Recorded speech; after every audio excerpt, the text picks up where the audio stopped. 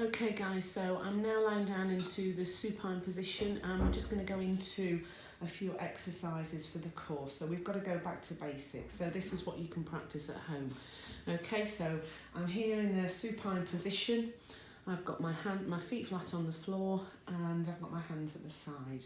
Okay, there's a small gap in the back, and so when it comes to creating the tension and our rectus muscles to come back into the centre, what we need to do is create that strong core down here, meaning that we've got that strong back as well, and we have to get the breath, the pelvic floor lifted, working with those deep abdominal muscles.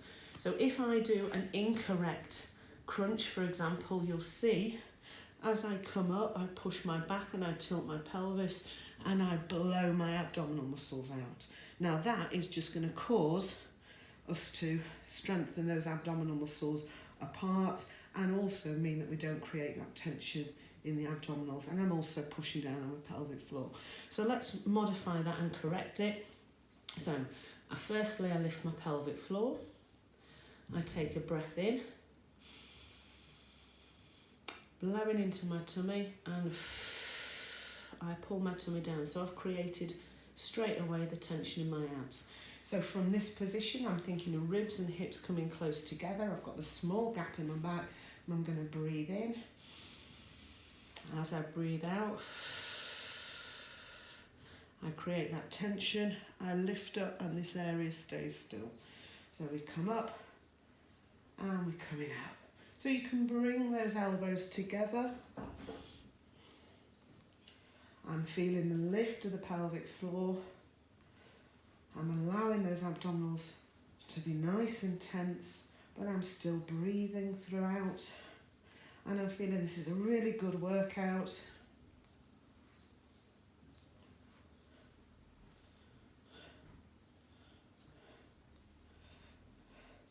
So if we go back to doing incorrect ones, you'll see the difference. Oh, that wasn't me, that was the back. So you'll see I'm creating that tension in here, it's pushing up, I'm feeling this tension there. So I'm going to go back to the correct ones. So small gap in the back, lift of the pelvic floor.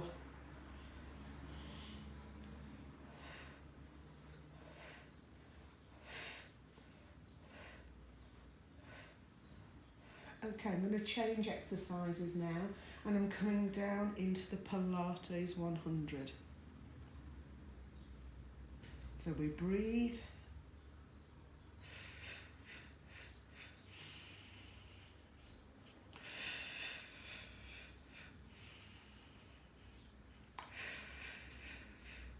So minimal movement. If your neck gets sore, you can always bring it into this position, and we're just beating the hands down, and I've got that tension around the deep transverse abdominal muscles, and the pelvic floor is involved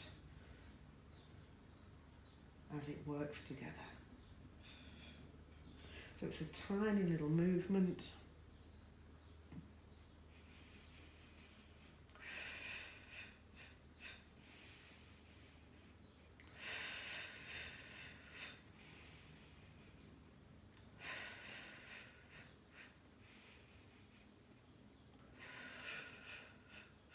And then just rest that one down. Okay, so when we progress our exercises, we're going to take both legs up off the floor, and when we do that, whereas I've asked you to keep in a neutral spine, so you've got a small gap in your back, this time by using the back as that support, I tilt the pelvis and I lift both legs up and here. So when we go into a tabletop position, we take the legs out, but the abdominals want to push forward. So if you find that you're pushing those abdominal muscles out, then you've got to come back and create that tension and push back until that pelvis. So my heels are now up off the floor, and I'm just going to concentrate on doing a little toe tap or heel tap, but keeping that awareness on the abdominal muscles that they don't press out. I push the back into the mat. So I can feel that tension all around this area. Now keeping them close to your bottom means that we're not putting too much strain on those abdominals. But for some of you with caesarean sections, you might find this pretty difficult. So again, modify and go back just to those crunches.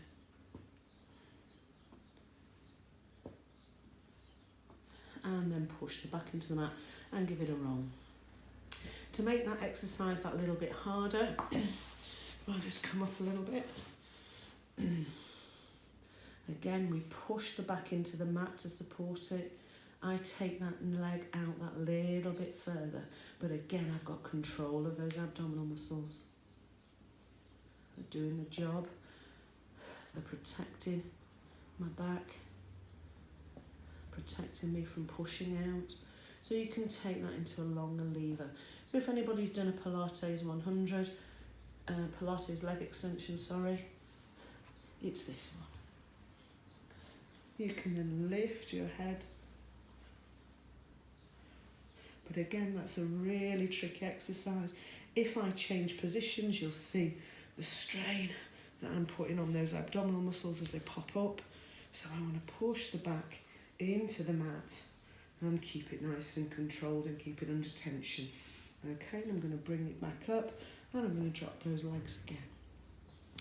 Okay, another great one is it's a hold, so it's an endurance exercise, and it's for specifically here really, if you feel that you've got a gap right here at the top and less at the bottom, we're going to try and close that gap by just doing this little exercise. So it's like a little push. So again, push the back into the mat, your hands are onto your thighs and you're pushing with your legs and pushing away. So if you have a look at my abdominal muscles, I lift the head and shoulders and I'm pushing this so that gap closes. Remember, I've got a 2 centimetre gap and I hold and then I release. Push the back into the mat because both legs are up, hands onto the thighs, push in. Keep breathing throughout, hold it there. You can actually also put your legs onto a wall and then release. Hands, push, and then release. Okay, and drop it down.